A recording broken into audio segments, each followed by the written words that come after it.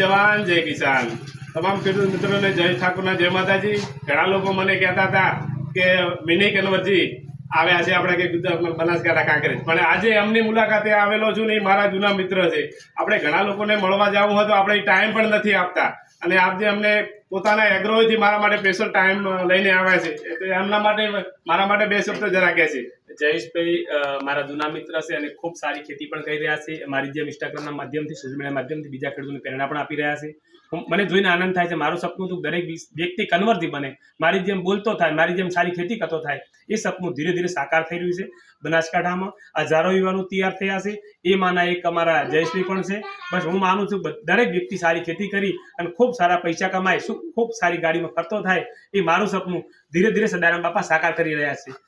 ભગવાન સદારામ બાપા જયેશભાઈને ખૂબ પ્રગતિ કરાવે, દરેક યુવાનો ખૂબ સફળ થાય એવી પ્રાર્થના। જય જવાન જય કિસાન।